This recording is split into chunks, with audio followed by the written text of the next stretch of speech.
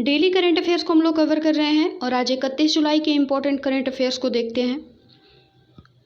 पहला, ये केंद्र सरकार ने अखिल भारतीय आरक्षण योजना के अंतर्गत चिकित्सा और दंत पाठ्यक्रमों में अन्य पिछड़ा वर्ग यानी ओबीसी के लिए 27% और आर्थिक रूप से कमजोर वर्ग यानी ईडब्ल्यूएस के लिए 10% रिजर्वेशन की घोषणा की है।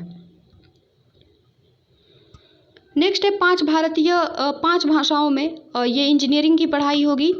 ये हाल ही में राष्ट्रीय शिक्षा नीति को केंद्रीय मंत्रिमंडल की ओर से मंजूरी दिए जाने के 1 साल पूरे होने के अवसर पर आयोजित एक समारोह में प्रधानमंत्री ने कहा कि 8 राज्यों के 14 इंजीनियरिंग कॉलेज 5 भारतीय भाषाएं हिंदी, तमिल, तेलुगु, मराठी और बांग्ला में इंजीनियरिंग की पढ़ाई शुरू करने जा रही हैं। प्रधानमंत्री ने एकेडमिक बैंक ऑफ क्रेडिट क्षेत्रीय भाषा में प्रथम वर्ष के इंजीनियरिंग पाठ्यक्रम और शिक्षा के अंतर्राष्ट्रीयकरण के लिए दिशा निर्देशित शिक्षा क्षेत्र से जुड़े कई पाठ्यक्रमों की शुरुआत भी की है। और इसके अलावा इस समारोह में प्रधानमंत्री ने कहा कि महात्मा गांधी कहते थे कि राष्ट्रीय शिक्षा को सच्चे अर्थों में राष्ट्रीय होने के लिए राष्ट्रीय परिस्थितियों को प्रतिबिंबित करना चाहिए। बापू के इसी दूरदर्शी विचार को पूरा करने के लिए स्थानीय भाषाओं में मातृभाषा में शिक्षा का विचार नई शिक्षा नीति में रखा गया है। नेक्स्ट है, बाघों की वैश्विक आबादी का 70% से अधिक हिस्सा केवल भारत में है। दरअसल हाल ही में 29 जुलाई को अंतर्राष्ट्रीय बाघ दिवस मनाया गया है और बाघ दिवस की शुभकामना देते हुए प्रधानमंत्री नरेंद्र मोदी ने कहा है कि बाघों की वैश्विक आबादी का 70% हिस्सा केवल भारत में निवास करता है। वर्तमान में देश के 18 राज्यों में 51 बाघ अभयारण्य हैं और वर्ष 2018 की जनगणना के मुताबिक बाघों की आबादी में काफ़ी वृद्धि हुई है।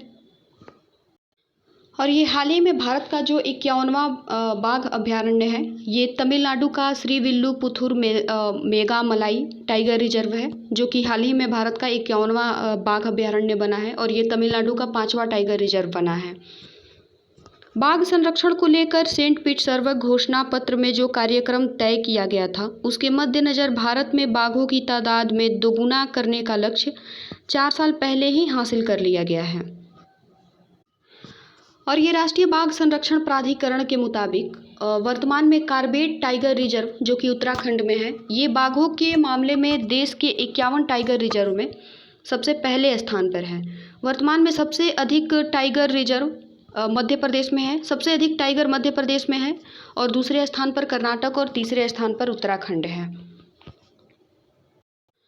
और इसके अलावा बिहार की बात करें तो बिहार में केवल एक tiger reserve Valmiki tiger reserve है जो कि बिहार के पश्चिमी चंपारण जिले में है और बीते 10 सालों में यहाँ पर बाघों की संख्या में 3 गुना वृद्धि हुई है।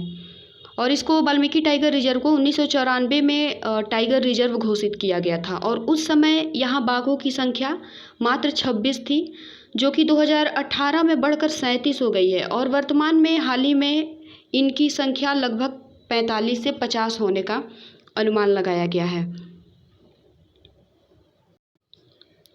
नेक्स्ट है उपग्रह EOS-03 इस साल तीसरी तिमाही में प्रक्षेपित करने का कार्यक्रम। पृथ्वी का अवलोकन करने के लिए जियो इमेजिंग उपग्रह 03 इस वर्ष की तीसरी तिमाही में प्रक्षेपित किए जाने का कार्यक्रम है। इस उपग्रह की सहायता से बाढ़ एवं चक्रवात जैसी प्राकृतिक आपदाओं की ताज़ा स्थिति की निगरानी की जा सकेगी। EOS एक दिन में समूचे देश का कम से कम ये लगभग 4-5 तस्वीरें लेने में सक्षम होगा।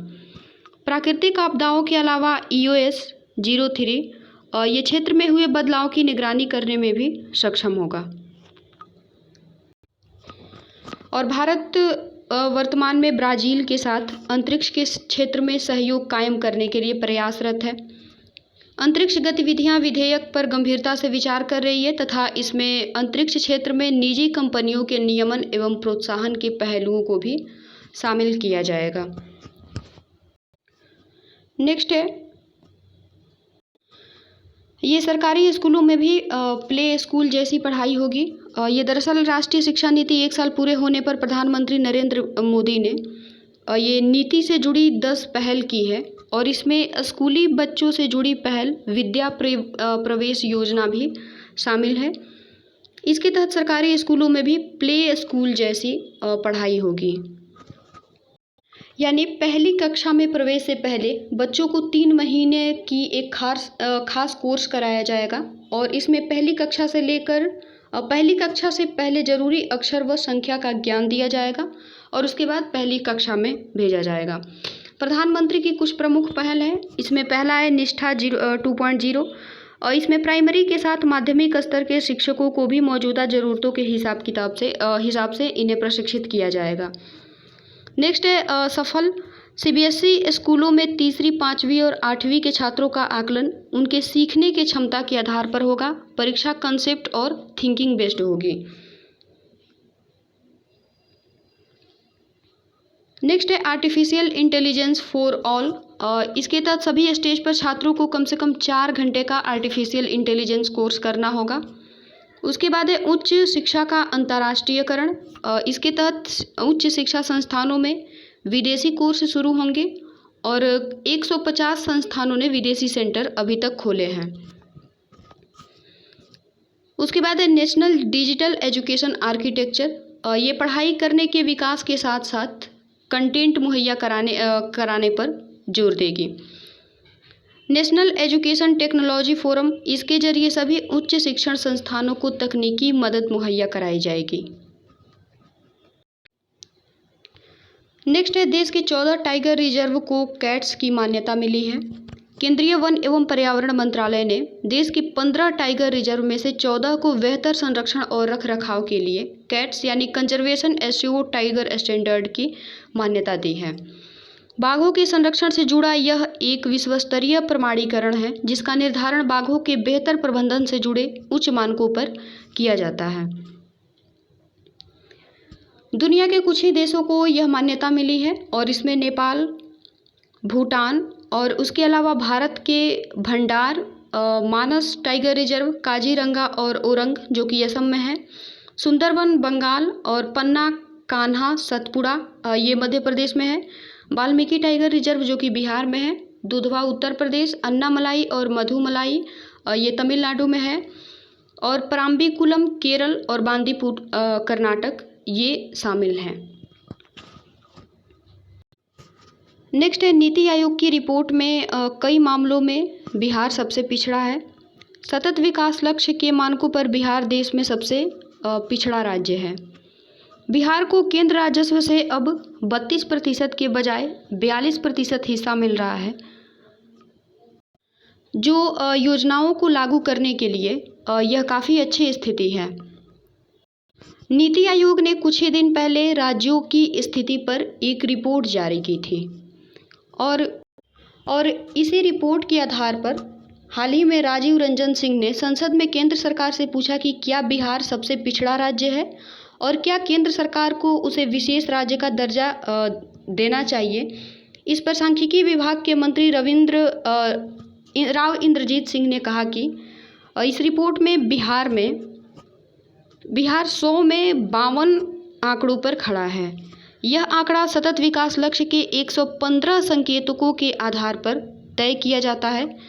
कुछ मामलों में बिहार ऊपर है और जैसे कि पेयजल, लेकिन कुल अंक में बिहार सबसे निम्नतम स्थान पर है और नीचे आने का सबसे बड़ा कारण है गरीबों की संख्या में वृद्धि। सबसे बड़ी गरीबी जनसंख्या, लगभग 33.74% लोग गरीबी रेखा के नीचे हैं। 5 वर्ष से कम आयु के बच्चों में विकास अवरुद्ध है। साक्षरता 15 से ऊपर आयु वर्ग में 64.7% है।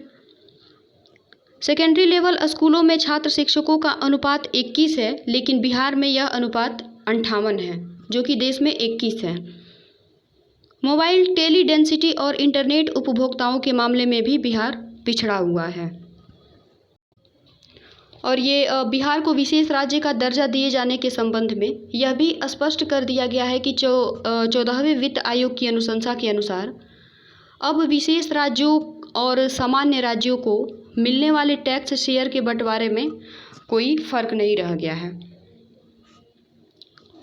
और इसमें बिहार को भी केंद्र सरकार के तरफ से राजस्व में अब 32% के बजाय 42% हिस्सा मिल रहा है।